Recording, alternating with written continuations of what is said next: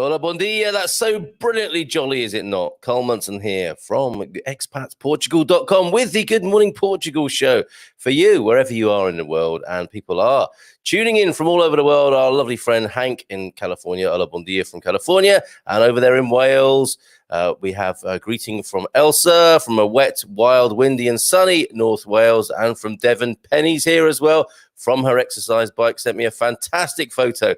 She was reading an ebook on the exercise bike and listening to this show. That's multitasking that women are prized for. Prized for? No. Known for.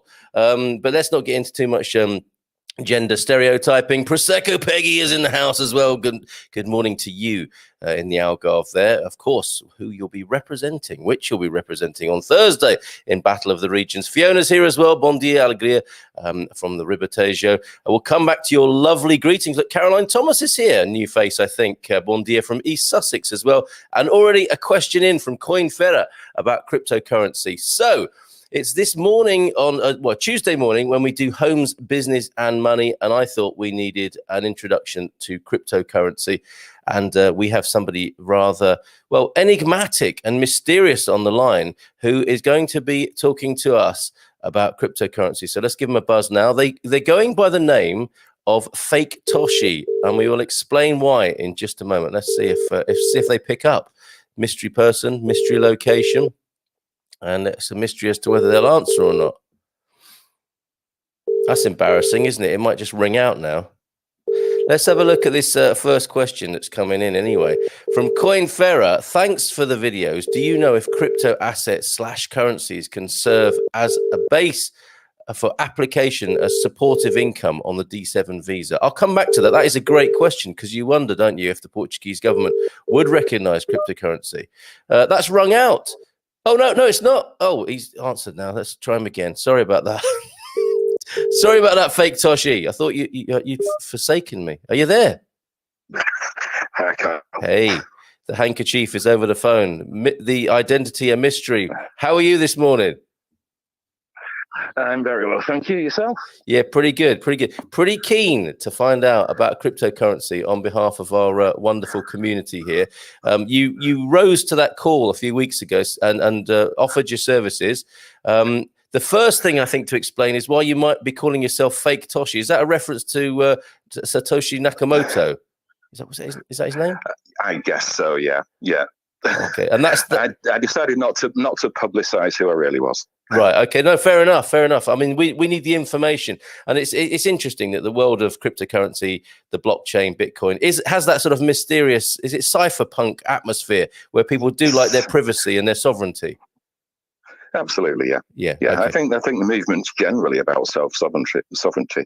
Self-sovereignty, yeah, okay, and we'll get into why that's the case and why this has been such an incredible success, really, for a lot of people, and why it remains a mystery to most people. I think we're at that part of the curve, aren't we, where a lot of people, and maybe this is what very prescient and timely is. Now's the time to be asking, well, what is Bitcoin? What is the blockchain? What is cryptocurrency? Because more and more people are hearing of these incredible gains that people are making. One Bitcoin, I believe, last week was worth $40,000 US, although it's dropped again, I see, in the last couple of days. Let's go back to basics then. Satoshi, as in the homage you're making there in your name this morning, Fake Toshi, was this person or group of people who invented this thing? Can you give us a sort of distilled, potted understanding of where this all came from and what it is? Sure. So Around 11 years ago, yeah, we think, as in the industry thinks, it was a group of people. It's probably a bit too complex for one person to do on their own. But there's so much mystery surrounding it. There's several people claim to be Satoshi. There are people who we know. There's a guy called Hal Finney who died a few years ago, unfortunately, who we know was involved very, very early stages. But there's no one knows. No one knows. And the real mystery is that there's one wallet that's known as the Satoshi wallet, which has all the earliest Bitcoins in, and there's 1 million Bitcoins in there. So that's worth quite a bit right now. That's worth quite a bit, yeah. And now if I was Satoshi, I think I'd probably have used some. But the thing is, if that Satoshi person who came up with those millions of Bitcoins in that wallet did use them, their identity wouldn't necessarily be revealed. Isn't that the beauty of this whole system? Not necessarily revealed, no. But people would know that they'd moved, and Bitcoin, although it's anonymous, is traceable. Okay. All right. Interesting. Okay, so why did they, with this air of mystery then, going back, did you say 11 years ago, what were they trying to do? What is the origin, the origin story of Bitcoin? What was their intent at the time?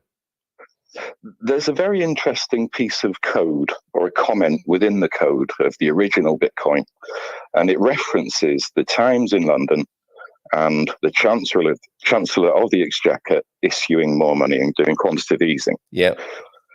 So the belief is, and it makes a lot of sense, that it's a reaction to the financial crisis in 2006, 7, 8, and by 2009, Bitcoin was launched. Yeah. So it's around anti-inflation.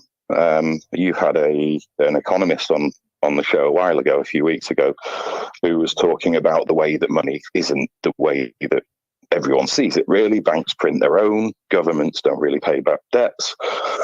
Really, why? If this is how money works, then is that right? And is it right that each government forces you to have their currency? And there's only one reason for that, and that's to charge you tax. Yes. So did you take issue with that idea? Because I mean, I could see that, not about paying tax. I mean, most people, whether they pay it or not, have some level of issue with paying tax. But that idea of governments just playing with numbers, we can see that that's the truth, can't we? But we can also see the truth that that's terribly painful for individuals, and it kind of impedes people's progress in life.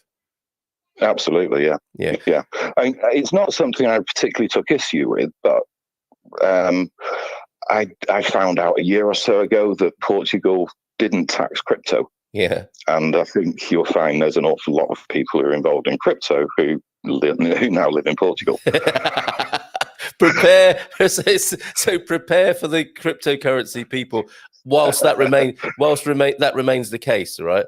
So I guess that would account for maybe a few mystery buyers paying cash for really nice houses in central Portugal. I don't know. We'll see. So there's something about dealing with the inequality, the unfairness, and what you could say stupidity of the contemporary economic system with this new system of digital money, right? And that's what that's what really excited me. My great friend Mike, who's behind the OurNet social network, introduced me to the idea 3 years. I mean, this is as an illustration, as a personal illustration. He's known about it for a long time, and it really appealed to him as a kind of socially minded technological person, that this was a really good thing for humanity, because you could get the feeling it's just all about, it's another way of making money and another way of people being selfish. But actually, there's a really beautiful humanitarian aspect to it. This is what Mike was talking about when he first told me about it. He said, just buy as much as you can afford. I think I bought 200 euros worth about 3 years ago, and I was only just able, I mean, this is a little note to self, protect all your passwords and stuff, because I couldn't get into the account I had it in, and I was panicking. But I managed to get in, and it was over, it had gone up 6 times in 3 years. This is the sort of level of gain, isn't it, that's going on? Would you agree that it is a humanitarian thing, and that it can change how we might live as human beings and be nicer to each other? Quite possibly, yeah. I mean, the movement itself is it's based on open source, so the code that runs all of these things is all available for everyone to use. Yeah. So if and in that respect, no one pays anyone to use Bitcoin. The only people who earn from it in that way are the people who secure the network, the miners. These are big machines that process lots and lots of mathematical operations in order to say yes or no, this is a valid transaction. Yeah. Okay. But it's completely open. You can copy the code. You can make your own cryptocurrency. You can alter it. You can do anything you like. So it's a very, they say cypherpunk, but actually it's anarchism in the way that anarchism is truly meant, as in no control and freedom of movement. Yes, that is a concept people struggle with, isn't it? But one is, I mean, and I think there is quite an appreciation of that in Portugal. I went to a conference called, I think it was called Anarchy Portugal, 2 or 3 years ago in Porto, and there were some fantastic people there. And it's, far from this image you have of anarchists of just wanting to burn everything down, which is how they're portrayed by the mass media. These are people who, as far as I could see, just wanted to enjoy life in peace, and without interference from other people. So this does represent quite an interesting moment in time for humanity. And if this is a currency that those people are going to be using, I'm all for it personally, just so everybody knows. But part of it is this blockchain idea, right? I don't know if does that relate to the software you were talking about, or how the transactions are accounted for. What is the blockchain, if you could put that in simple terms for us? Blockchain is a distributed ledger. Is the easiest way to say it. Right. What does that mean? Being a ledger is a record of transactions, as an old, a shopkeeper would have kept a ledger years ago. Yeah. Just a list of things that happen. Yeah. Distributed ledger just means that it's on lots of computers instead of on one computer. Okay. And that's about it.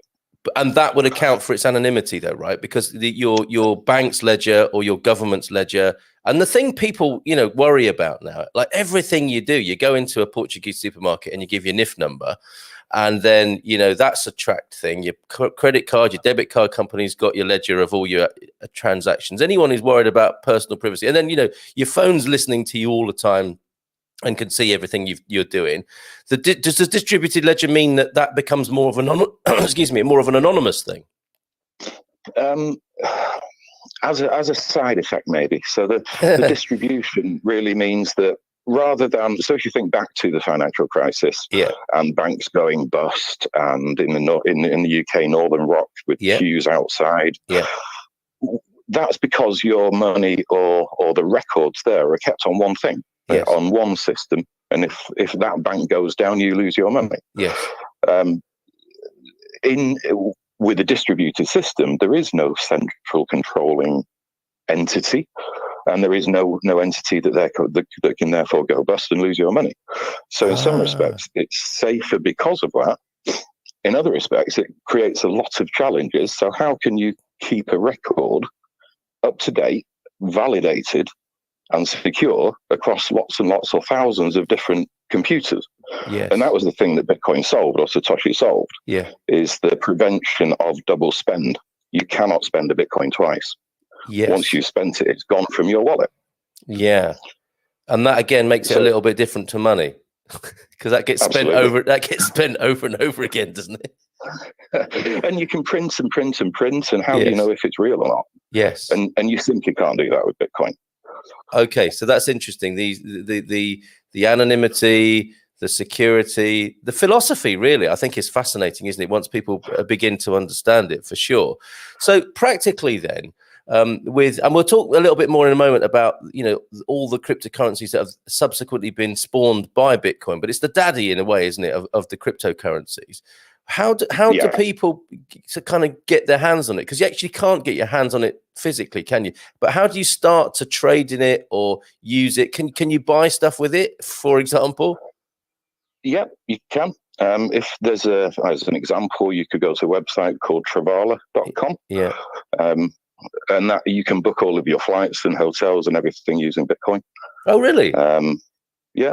You could, if you want to be really, really flash, you could go to bitcars.eu. Yeah. And you'll find you can buy cars. bit dials, watches, jewelry. Basically, you can. I've worked in the industry for several years, and am fully crypto. So I tend not to have normal cash. I live on crypto. Really? That's amazing. So you're an early adopter, you live and breathe. I mean, we're talking there about how you can spend it. So how do you buy it? How do you get into the system? Obviously, you know, from the day we were born, from the generation we're in, we were taught that money, you know, we kind of believed the whole thing, didn't we? We were conditioned into using money as we knew it. There was a bit more cash around when we were first born, and now it's gone digital. This will be a new learning for humanity if it takes off. So how do you begin to get into physically owning Bitcoin? How does that, because that's the big step, isn't it, for people, I think? Two ways. One, much more likely these days than the other. When I first became interested, I remember trying to persuade my daughter, who was 10, 11 at the time, that she really wanted this computer that I was going to buy her and put in her bedroom so that she could mine crypto with it. So one way is to mine it and provide a service for the ecosystem. So a crypto miner is the equivalent of a teller in a bank. Someone who receives a transaction, stamps it and says, yes, that's real, and puts it in a box. So it adds to the ledger, basically. For that, they get rewarded each time there's a new block added to the blockchain, which is a set of new transactions, a new block. They get rewarded in some of the crypto. So as a miner, you basically use your processing power and your electricity to secure the network, and you get rewarded in Bitcoin for it. So that's one way. The other way is to go to somewhere like Coinbase or a crypto exchange and just buy it for fiat money. As in regular currency. Regular currency. Okay. And then I guess, I mean, is it?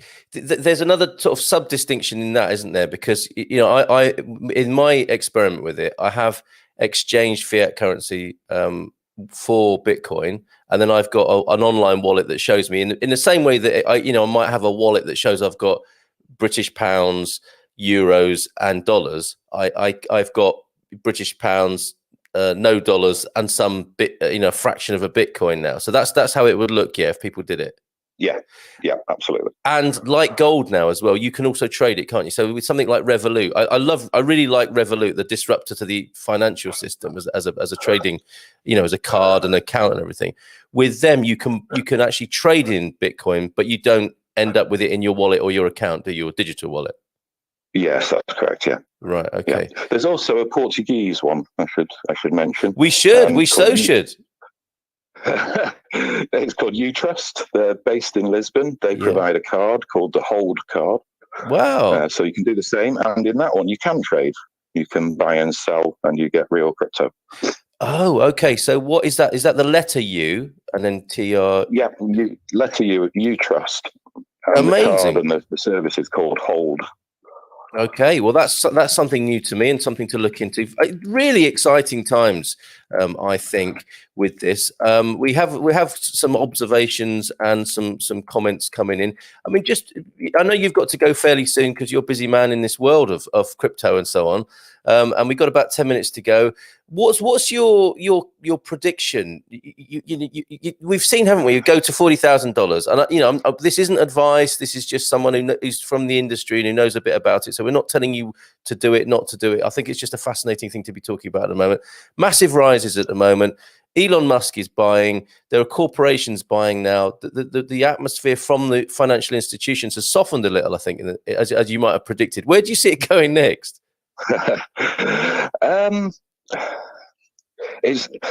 I really don't like predicting because I mean, as you know, if you bought 3 years ago, the ups and downs of crypto are severe. Yes.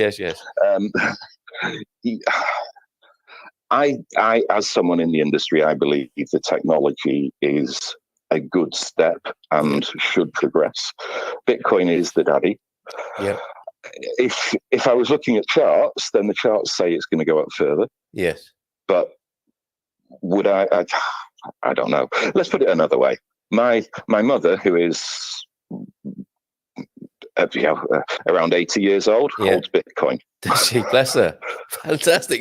Bitcoin granny. That's fantastic. Absolutely. Yes. And maybe she might be at little hashtag Bitcoin granny on the crypto scene. You never know. You never know.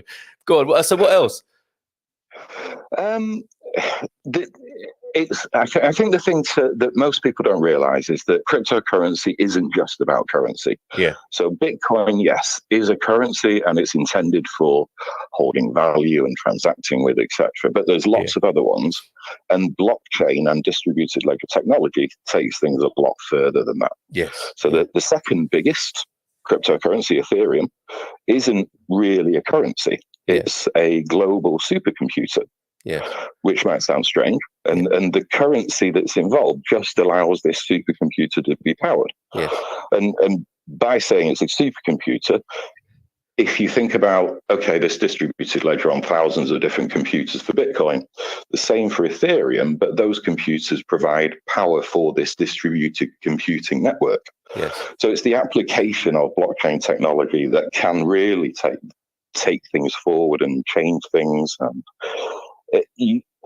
there's an awful lot of movement in travel, in logistics, insurance, decentralized finance.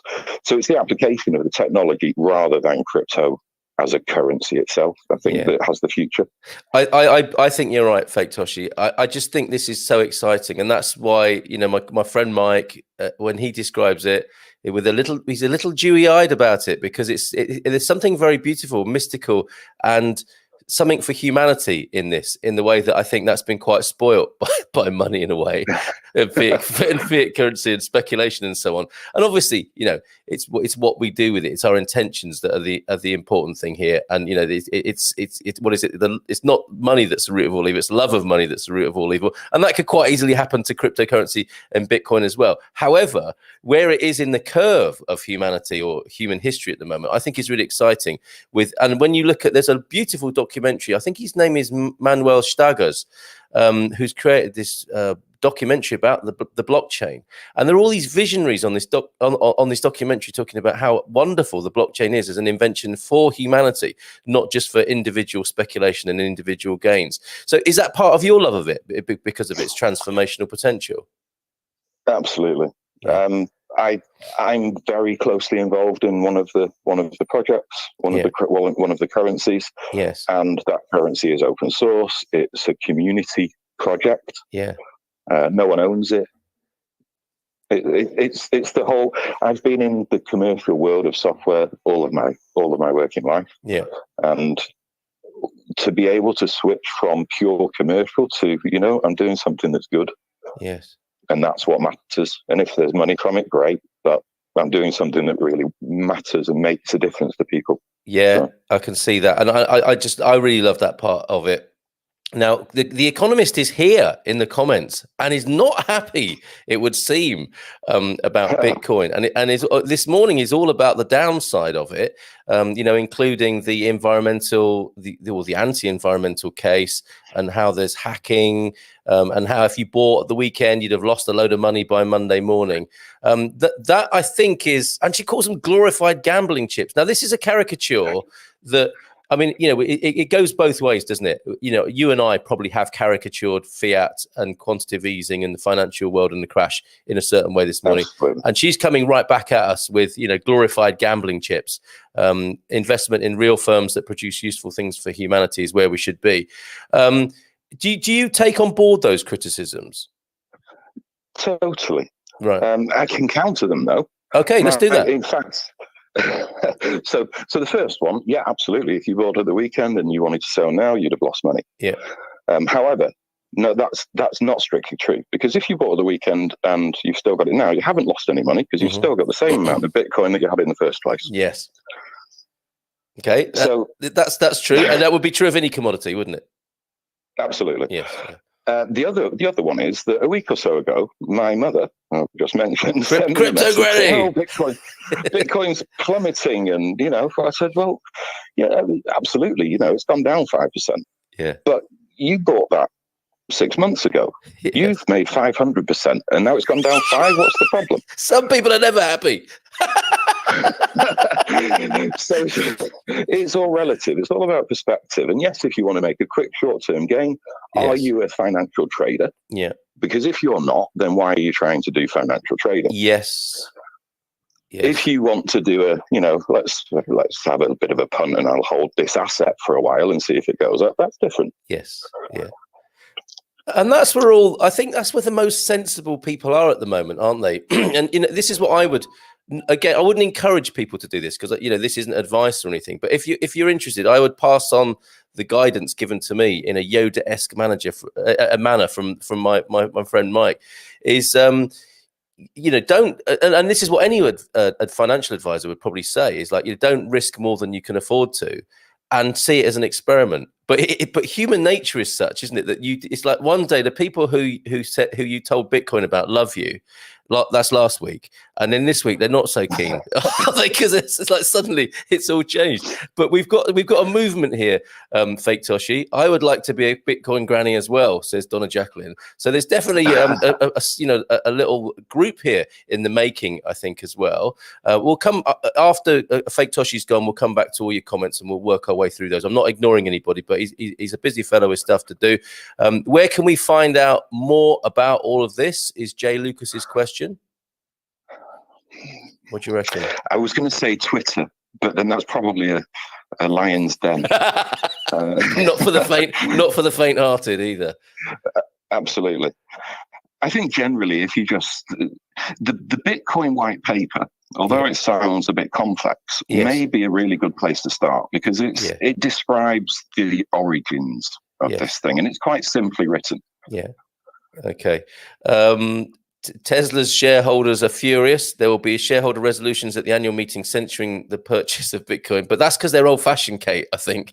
There are some fabulous questions coming in. We're going to deal with those in the second half of the show after Fake Toshi is gone. But Jacqueline also says, he's speaking my language. Who is Fake Toshi? We've created another crypto legend here. Just very finally then, before you get very finally, sorry, what am I like? Just on a final note, we haven't mentioned, you mentioned Ethereum, like Bitcoin's a daddy, Ethereum's a second. What are all these others, and are they worth looking at? They all have their purpose. So the whole point of crypto really is that we're building software. The industry is building software. Ripple, which is one of the other big ones, is a means of transacting between banks. So personally, I wouldn't hold that as an investment, because its purpose is to be bought, sent across borders, and sold. Yes. So it might spike one day, but that's pure luck, and so they're all very different. There's a lot of exchange tokens at the moment. So there's DOT and Uniswap, and each token has their own purpose. And it's really about deciding if that technology that they say they're building or have built is interesting and you think the technology has a future.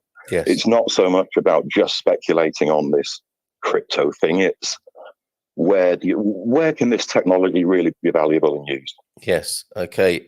We have had a guess at your identity. Fake Toshi sounds like a posh Owen Lloyd Martin. Is it you, Owen?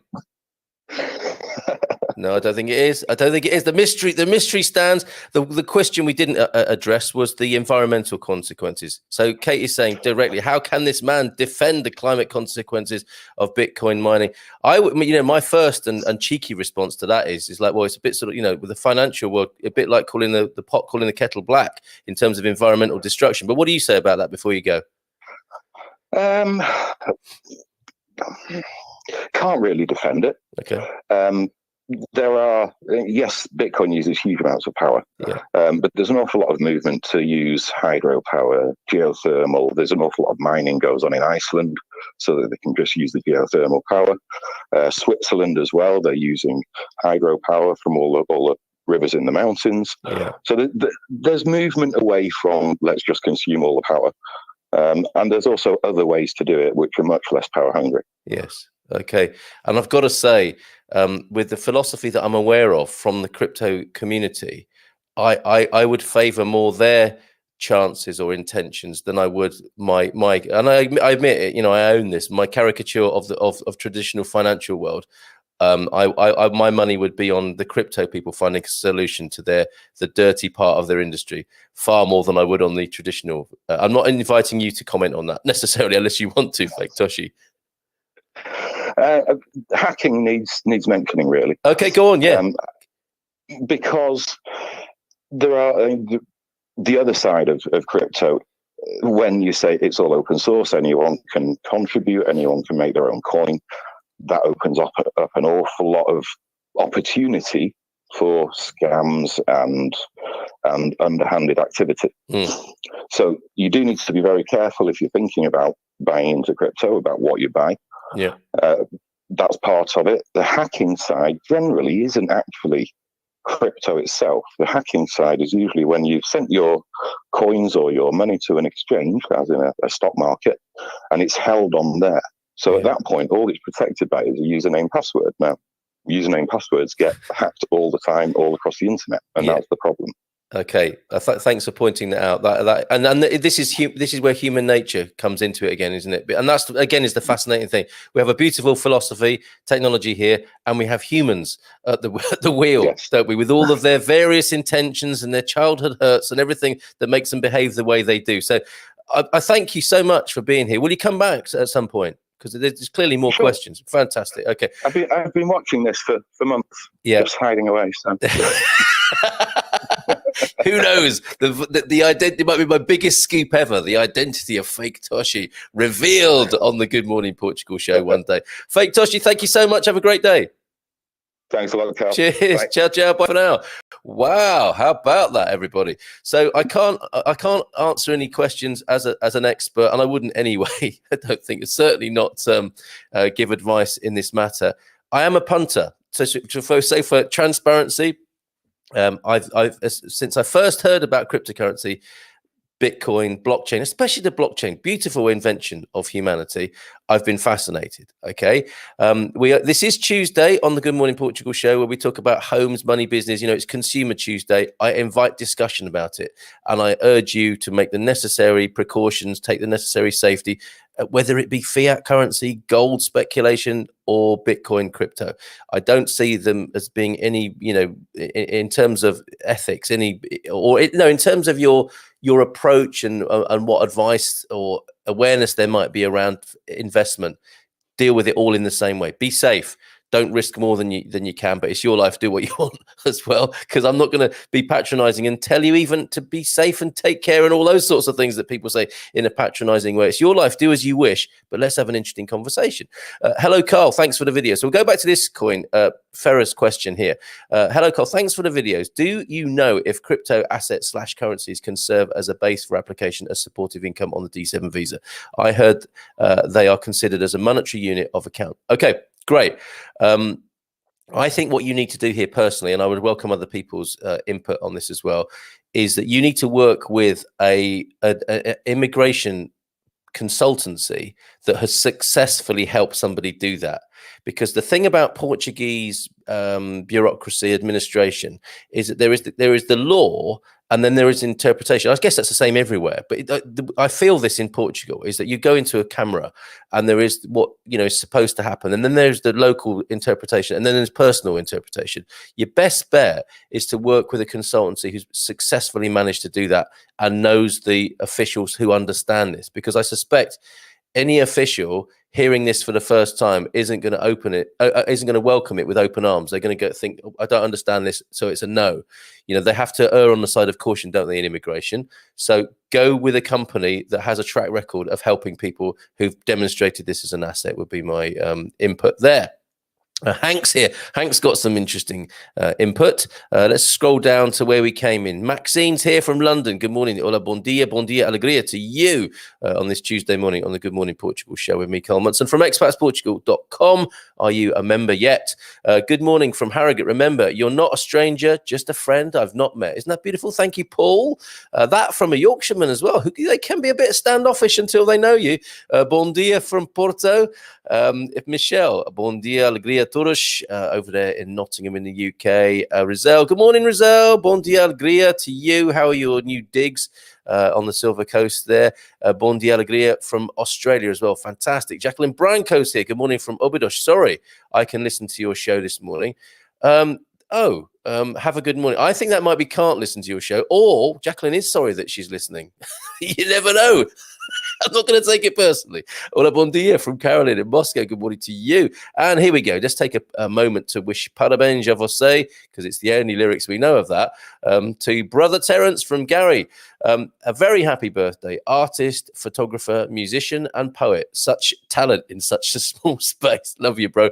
And if I could add to that, all of us Man Cave guys, love to you from all of us as well, brother Terence, which makes him sound like a very gifted monk, doesn't it, with all those skills as well. A true Renaissance man over there on the Silver Coast. Have a great day, brother Terence, from Gary and all of us. Hola, bon dia from Cabanas de Tavira. It's a sunny one. I see the UK has given up its roadmap. I think, to be fair, it was only a roadmap for the roadmap, wasn't it? So it wasn't the actual roadmap. It was the talks about the roadmap before the roadmap could be issued. Think I prefer our way here of reaction to the current status, which should lead to less U-turns. Yes, that's very likely, Paul. And yeah, the signs are encouraging here, aren't they? You know, in the way that spring is showing itself, freedom is showing itself as well. But go steady, everybody. Bon dia, kiss of death, Carl. Is that my new nickname? All coins are down 20% this morning. There you go. I think Kate will be going, yes, see, about that. So, and this is what happens, isn't it? I remember this happened with skateboarding when it was on the mainstream telly, and it was an underground thing, wasn't it? Like all crazes back in the 70s and 80s. As soon as it made mainstream telly, it was over. And maybe that's what's happened this morning. Hopefully not that influential in this instance, Pete, but that is funny. Lukasz Kozinecki is here as well. Bon dia to you, Lukasz. Great to have your company this morning. A new name, I think, or not a regular visitor anyway. Someone donated a couple of coins to my stream, says Hank, which I forgot about. Some years later, your stream, tell us more, Hank. What is it you do? We haven't asked you that yet, have we? Some years later, I was able to sell them for $20,000 each. I freaking love pet rats. I don't understand that, but I'm pleased for you. Is that a true story? Is that a joke, Hank? Kate Gimblett. So this is where Kate's criticism of the crypto begins. The US taxes crypto, and its citizens are taxed on a worldwide basis. This I've heard, Kate. The IRS in the US is a serious organization. Probably tuned in at the moment in some way. Anarchy, says Hank, is not chaos. Absolutely, Hank. Anarchy, not unlike your socialism, I suppose, in a way, does have a very bad... we're lazy, aren't we? Okay, terrible things have been done in the name of socialism and anarchy and religion. No question about that.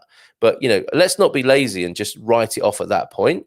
Let's talk. I mean, the whole point of humans, isn't it, is to sort of talk and grow. Rather, I mean, we're not in that mode at the moment, are we, of talking and growing? And if there's anyone listening, you know, welcome to a show where the philosophy is talk and grow. You know, where acceptance and respect for ideas and people is our first foot forward. The second foot might give you a kick up the bum, but the idea is to start talking, sharing, being respectful, exchanging ideas. That's why we had Fake Toshi on this morning, and that's why Kate, is here presenting the other side and being free and full in her criticism. And we're talking about it. We're not writing things off in an instant, you know. And I just, I don't encourage that here in writing things off because you got a bad idea about something. So we're talking this morning. It's an absence of rulers, is Anarchy, says Hank. I'm a fan of that idea. Me too, I have to say, Hank. And that and many other ideas welcome here, and we'll, as I say, talk about them. Bitcoin is a climate disaster promotion tool. That sounds a bit harsh, Kate. I mean, I don't think anyone in the Bitcoin world is like promoting climate disaster. Mining uses over 121 terawatts. Is that terawatts per hour of electricity per annum? 2.6 more times more than the entire Portuguese economy in a year. Absolutely. You know, there's and he didn't defend it, did he? I think he was saying that they are looking at it, and I like I said, I trust from my sense of that community, I feel that they will embrace and do something about that. But we, I do have to chuck in a bit of whataboutism here. It's like, well, our whole culture is premised on this terrible, if you like, climate disaster. We're destructive creatures, aren't we, us human beings? And we have to find a way to moderate and attenuate that. But we have to face the fact that everything we do is destructive, I think, to some extent. And, we need to talk about that as well. Elon Musk just bought $1 billion US worth of Bitcoin. Yeah, that kind of helped the market a little bit. And then I think it didn't help as well. That's what happens, I suppose, with these big purchases. They kind of, it's all part of the ups and downs. Bitcoin mining uses more electricity than the economies of Argentina and Norway. Argentina hasn't got an economy, is it? Only joking. That amount of electricity could power every kettle in the UK for 27 years. There's some powerful statistics there, Kate. This is great. You are making a very plain and negative case against Bitcoin, crypto. I don't know about the blockchain as well, but certainly this is being focused into the Bitcoin. Your criticism there. And it's interesting, isn't it? So I'm thinking to myself, well, then I should just ditch it all because it's making such a terrible impact. But then what do you do? I've got a car that I use as well that's polluting the atmosphere. The concrete in this house is just an environment, and you can begin to really start thrashing yourselves with the the philosophical nettles, can't you? Because everything we do is destructive. And I think this is a case, a very negative case. That's not to say none of it's not true, but you are piling on a very focused and negative case towards Bitcoin. And let's continue to have the conversation. This is great, says Jay Lucas. Bon dia from Rita Adonis. What an interesting topic. Kate, again, crypto is an unconscionable source of huge carbon emissions that produce nothing useful. Kate, that's really yes, that's really source for further discussion. Utrust is the Portuguese company that Fake Toshi mentioned, based in Lisbon, Portugal. Didn't know about them, Utrust, and they've got the hold card, which is perhaps they're a little joke at a little humorous nudge towards people who hold or fold when it comes to cryptocurrencies. There's a way of holding it in their card that they provide. Another. A tick against. Kate, have you got anything good to say about crypto or nothing whatsoever? As far as you're concerned, would it be best just wiped off the face of the earth? It certainly sounds like that. Crypto is a major source of revenue for the North Korean military. So yeah, again, not the most complimentary observation there. I'm fascinated with this, but I'm scared of it. All. Is there a good course to learn about it? There will be, and that's the problem. There'll be so many courses now to learn about it, Jacqueline. For my part in this, I like the Revolut card. I've mentioned it before, and it's been a really useful thing for me coming to Portugal as an expat, as a tourist, as a foreigner, to have the Revolut card, which helps just your daily transactions. But what they've done very cleverly is that it's a multiple digital wallet, if you like, and you can have currency, stocks, commodities, and now cryptocurrency. So if you could afford a tenner to change from a normal currency into buying some Bitcoin, you'd be able to watch it. You watch the value change. So last week it would have gone up a little bit. As an illustration, and coincidentally, I started a little experiment. I had 160 in a kind of savings part of Revolut in a certain part of the wallet there, called their vault, which is quite nice actually. What it does is it take every time you spend, let's say you spent 29 euros and 50, it rounds off the 50 and chucks it into a savings account, painless saving. So I've got this amount in there, 160, I think it was 160 pounds. And I thought, well, instead of it sitting there in 160 pounds, I'll turn it into Bitcoin.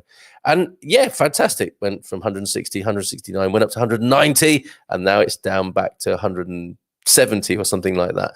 So I'm probably lower. It might have dipped beneath my original 160, but that to me, that's your own course in looking at how these things change. And I also bought $10 worth of silver, $10 worth of gold, and £10 or dollars in a gold mining stock. All of those industries have horrific things you could say about them, just like Bitcoin here, as we were saying with Kate. But for me, I have to live as well, and in a way, I'm experimenting with prosperity and abundance and how to learn about these things and teach my kids about these things. So that's a way. You can spread your bets literally across a number of commodities, currencies, etc. with Revolut. That might be one way. Kate's saying hackers stole over 1 billion Bitcoin in 2020. The deluge of negativity continues about Bitcoin. Predictions are hard, especially about the future. Hey, well done, Hank. That's a classic. Is it time to invest now or wait? Oh, it depends, doesn't it, Jay? I certainly, this is not advice, but this is philosophy, isn't it? The best time to invest in something that's grown greatly is before you missed your boat. The best time to invest, if you never want to lose anything, is never. And we can't answer that call, can we? I think you just need to get a sense of it and have a go if you want to. Okay. Kate saying if you bought a Bitcoin at the weekend, you would have lost 11,000. If you bought a Bitcoin at what would it have been at the weekend? 40,000, and it went down to 29. Are you saying there by Monday? If you bought it 10 years ago, you wouldn't be so sorry. You'd have learnt the up and down ride by now, and you'd still be well up on the deal. To be fair, to counter that, I would like to be a Bitcoin granny. I think there's a number of Bitcoin grannies here. We need to start a Bitcoin granny group. Kate, no one who cares about climate change for future generations should have anything to do with crypto. Blimey. But then, Kate, then I shouldn't be investing in gold mining, should I? Or concrete, and certainly not, I wonder how crypto as an industry compares to US investment in defense. Should I be investing in tobacco? You wouldn't do anything, would you, if you cared about the climate, strictly speaking. Crypto is just glorified gambling chips, investment in real firms that produce useful things for humanity. I'm all for that. Absolutely. And what might be happening as well? Sorry, this is turning into me and Kate having a ding dong about crypto now, isn't it? But I think there are a few people who've made money from crypto who are investing in useful things for humanity. I really do.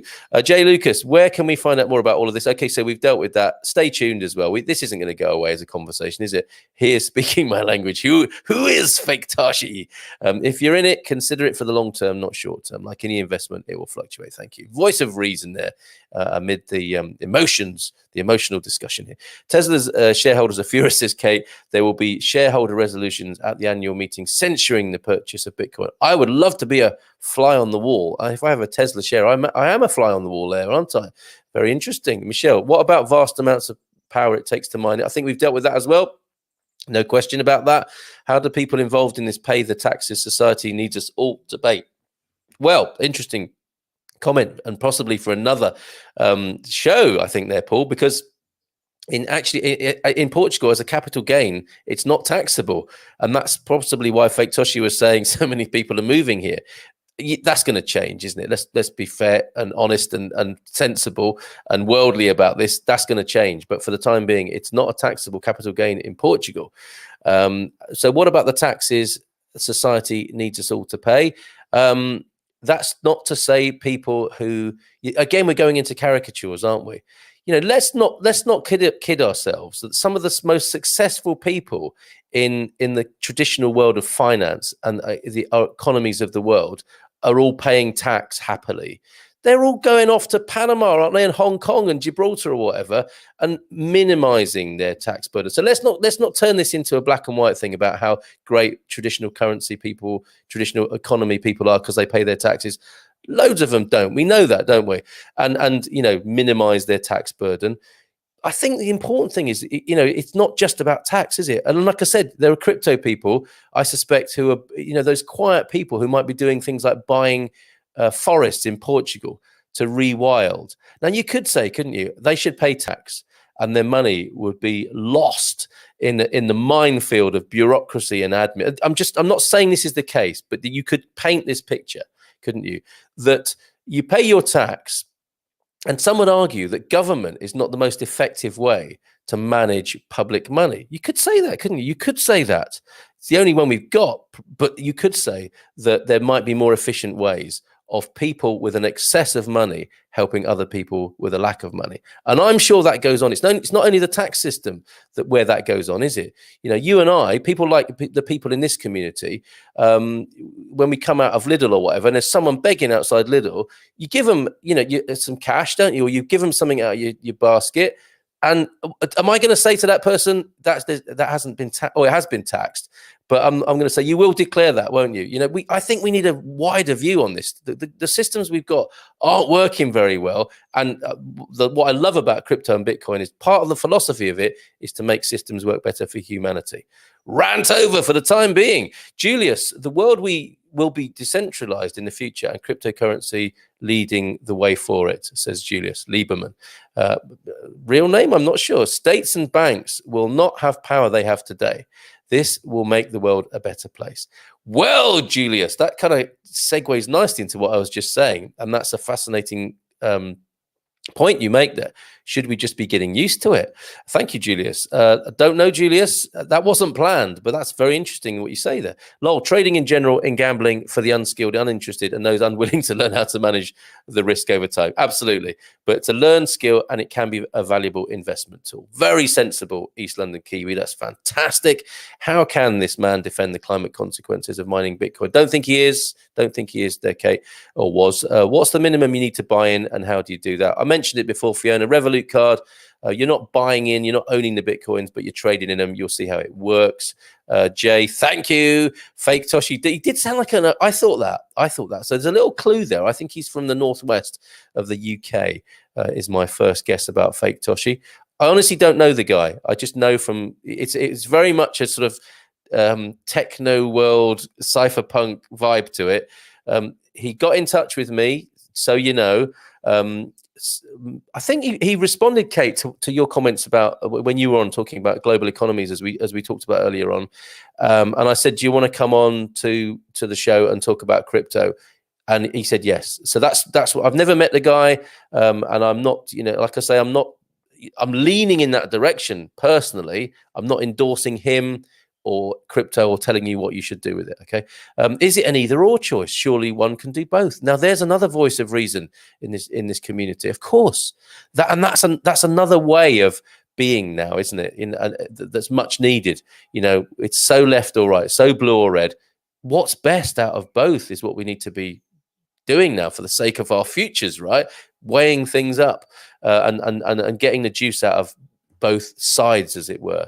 Wrong, Carl. Tesla shareholders care about the carbon footprint of the company. Many of us own them on the basis of their climate-friendly credentials. But electric cars, aren't they not very eco? This is it. It's what I'm saying. We are essentially destructive, and it's very dangerous to get into the whataboutism, isn't it, of what's more environmentally damaging. You know, rich people are more environmentally damaging to the world than poor people. Should we stop them? Of course, when Bitcoin first came out, there's the guy who bought a pizza. That's not Fake Toshi, but it might be. I don't know. There's the guy who bought a pizza for 200 Bitcoin back when it was worthless. Can you imagine how he feels today? He doesn't want to touch another pizza, that fella. This is amazing. So many comments. Let's get through them. Crikey, a bad decision in hindsight. Crypto miners, says Kate, mostly use coal-fired power. Cambridge University says there's no way to reduce its power consumption. It's part of the system. Kate, I'm getting the feeling you're not so keen on Bitcoin. Over 1 billion stolen by hackers. No legal protection for owners. A bit like Northern Rock, wasn't it? Oh, no, they did get a bit of compensation, didn't they? Note for this week's wine, if you can't get the exact wine, get any Ermelinda Torriga Nacional with the orange label. Cheers, Gary. Kate says, crypto is unethical if you care about... Oh, Kate, Fiona, I'm new to this whole concept, but surely the global traditional banking system uses the same power sources. Good point, Fiona. I think they might. And they have got a little bit of, they've got some act cleaning up to do, haven't they? With their laundering, that's a matter of record, and their investment in arms and so on. The traditional banking system can't really hold its head up high. Enjoying the show this morning. Me too, Rizal. Bon dia, says Lisa. It was that was a great talk. My son has been encouraging me to bit mine. So we've got our Bitcoin grannies and we've got our Bitcoin mamas as well here. You missed the first part. Yes, sorry about that, Hank. No, Fiona, the central banks and the traditional banking system do not create currency in the same way. They use single keystrokes on a computer, so minimal climate impact. Creation of money is based on lending to firms and individuals. But come on, we could be doing a lot of whataboutism, Kate, here, couldn't we? And talking about how grim the traditional finance and banking system is as well. Surely, didn't mean to call you Shirley. Remember my mantra, Carl. There is no absolute truth, only your own truth. You got to join me and Jacqueline on Friday night then. Climate disaster, really? Says Jacqueline. Kate, hi Carl, some of us are devoting our entire careers to changing the focus of traditional finance to support the transition to net zero carbon emissions. Great. And then Kate, when you come back, we will talk about that. Reminds me of monopoly money. Yep. And clearly the emotions of monopoly as well. That bit at the end where the board gets turned over because everyone's peed off. Quakers invented monopoly, didn't they? Just to show the ills and negativity of money, I think, if I remember rightly. Or is that just an urban myth? Good morning. Anything that takes power from the banks and gives you more freedom and privacy can only be a good thing. Power to the people! From Head Gardener McGrady. It would be interesting to see the carbon footprint of the big banks. You trust is well worth a look if you're new to trading and using crypto, says Lee. I want to put a massive carbon tax on crypto so no one buys it anymore. Oh, Kate, you spoil sport. Hank, you can buy a fractions of Bitcoin like 0.01. And just to play with it, there you go. Not really a good comment. We invest this energy for securing the network, and a free form of money should be a human right. Yes, Christian Bowles, where have you come from? And does many good things and gives people more power. Yes, Christian, I tend to agree with you there. If this was the case, Kate, no one would ever use banks because we end up having to bail them out. Oh, Gary, eventually each country will mine Bitcoin and the revolution will push green energy to levels not seen before. Nice one, Christian. Janet Yellen took the wind out of its sails this week. Once government figures out how to regulate it, it's over. They've just been watching and waiting. Yeah. And then you would think, wouldn't you, that anarchists are thinking, maybe our philosophy will mean more to people now, with governments just stepping in and stepping on anything that tends to give people more freedom. Christian Bowles, governments will rush and try to put as much crypto. Push as much crypto as possible. You see that already. Yeah, the price rockets because in the last month it did become more and more unlikely that we ban Bitcoin. Oh, I see. That's an interesting point there, Christian. This is fascinating. Thanks, everybody. We have a perfectly clean and cheap source of power, but fear stops us from using it without a proper balanced understanding. Thank you, Jacqueline, for that. Christian, you did not miss the boat in Bitcoin. They will continue. The growth will continue. Yes, of course, and only invest what you can afford to lose. It's the best performing asset in the last 11 years, and it'll be the best performing asset in the next 10 years, says Christian. Not necessarily the views of the show, but a view welcome nonetheless. Fake Toshi is Bitcoin Banksy. Bitcoin Banksy, I love that. Read this article in my post below for a detailed explanation of it all, the pros and the cons. The energy consumption and its environmental effects do pose a major problem. Of course they do. We pose a major problem to the environment. As human beings, as I said before, we are essentially destructive creatures. The question is, how do we moderate and attenuate that? Sorry to be putting in so many personal views this morning, or do I always do that? The world would be better supported by a government, corporate and financial system that not only traded on bottom line profit, but also traded on social and environmental impacts. And also, I mean, as we've grown up with money, we've grown up with government as well, haven't we? And we've got these top-down structures with shady connections, if I can put it like that, as we've seen in the UK, the procurement scandals. The big centralized governments tend to. We all look after our mates, don't we? This show is us looking after our mates. The danger for me and the beauty of blockchain is it's decentralizing. If we've got these centralized top-down systems, of course it's going to be like it is. Totally off subject. Thank you, Penny. Do you know that cork is being used to create vegan fabrics? Brilliant new business for Portuguese cork farms. So maybe there's a bit of offsetting there. If any of you Bitcoin billionaires are watching, you might want to put some of your spare cash into Portuguese cork farms, please. That's not off topic. It's beautifully connected there. So a fully informed investment decision could be made, a triple bottom line system, then the world will change. Nice one, Mark. The finance system is far from perfect, but crypto is environmentally destructive in design. We can change the way banking is conducted, and that is happening. I'm not seeing too much of that, Kate. I have to say. I mean, you operate in a very different position, I think, to the rest of us here in your understanding and your professional life. I totally get that. But I mean, what about the rest of us is my question. Um, most of the world is unbanked, isn't it? Most of the world suffers from the rest of the world, the first world, third world kind of dynamic. And that's what we can do on an individual basis. I don't think we should wait for banks or crypto, really, should we, to be nice, or to have the system designed for us to be nice. We could just start being nice anyway, and being less scared, which is, I think, is the point Jacqueline's making. It's fascinating this morning. Look what a bit of crypto talk has done. We can change the way banking is conducted, and that is happening. I'm part of a widespread movement to green finance from the inside. Total respect and love for you there, Kate. With that, Karen has a problem.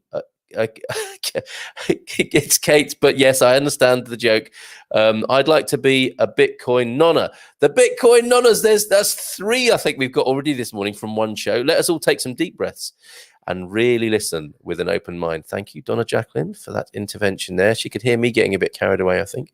Bitcoin's total current power consumption is still less than 6% of the power consumed by the world's banking sector. Now, this is probably, I mean, I'm not saying it's true or it's not true. I suspect it is true. And what I think, ultimately, we go into the what are they called? The PR wars, the culture wars. It's all about this horrible thing, isn't it, in our world at the moment, is that Bitcoin will be able to talk about banking negatively. Banking will be able to talk about traditional banking. We'll be able to talk about Bitcoin in this lazy culture war environment, and we'll be none the better off. Something deeper. It's like the blockchain of philosophies needed here, isn't it? Not just these, this is good, this is bad. Come on, we can do better than this. Fake Toshi, says Paul, sounds like the name of a motorbike, and it probably will be. If he makes a fortune, Paul, watch out for the Fake Toshi 1000. It's an electric bike, obviously, but no. It's a solar bot. I don't know which is the best. XRP. This is that's a currency, isn't it? So, XRP is here. Obviously, enticed in by the talk of cryptocurrency this morning. We're coming up to 10 o'clock, folks. We need to finish. Swiss banks have totally ethical customers. Is that sarcasm, Gary? I'm not sure. I think that's. It may or may not be true. I don't know what he's quite saying there, but I guess if you have a Swiss bank account, that's what's that called? A distributed ledger of the old school, isn't it? Where you can hide stuff that you don't want other people to see. That's possibly asking for trouble. Is that what the point you're making there? You can't eat Bitcoin, but you can eat potatoes. The best comment by far all morning. You can't eat Bitcoin, but you can eat potatoes. Vinny Vengeance is here. Not bitter, just vengeant. Vengeful. Vinny Vengeance, I love that name. And I'd love to know what's behind it at some point, Vinny. You can't eat Bitcoin, but you can eat potatoes. That's a really good place, I think, to finish our discussion for now. And we will return, I'm sure, to the debate about traditional banking, traditional systems, government, politics, cryptocurrency, Bitcoin, and the blockchain. We really will. But I think it's true what he says, assuming Vinny is a he, because Vinny may not be a he. They, let's call them they, have an interesting point there. When all said and done, I think there's still the best asset, and this is a great thing about Portugal to finish on: land, trees, food, water, sunshine. It's all here in Portugal. And I was hoping to end there, but look, Carl, I have read into crypto, so my comments are not from a quick reaction, but fair enough, Kate. It's just how it becomes. It goes into the culture war environment territory, doesn't it? When it's like, you shouldn't do this because of that. we need to encourage everybody, I think, to be as considered as you are and come to their own conclusions, I suppose. Sarcastic would be an understatement. Okay, sorry, I wasn't up to speed with that. Potatoes are a very good exchange in my life. So there's a new exchange in the Silver Coast area. The potato, you've got the NASDAQ, haven't you got the FTSE, and now we've got the Spudex exchange. Spudex over there is looking very good at this time of year, I have to say. And I'm going to stick my neck out, and I am going to encourage investment in the Spudex. As a little tip to leave you with, if the banking system, after how many years in existence, is slowly going to be pushed to be green up, who is to say cryptocurrency won't similarly be greened in future? Give new investors a chance to change your system from the inside too. Let's leave it there, folks. You've been awesome this morning. What an incredible and interesting debate. I wasn't sure. I was thinking, it might be. This might be a very difficult conversation to have because no one's interested, but far from it. How fabulous this morning that we had that discussion. Thank you all. Thank you to Fake Toshi. Thank you to the Bitcoin grannies, the Bitcoin mamas, everybody. Take care. Have a great day. We will return to this. Bye for now.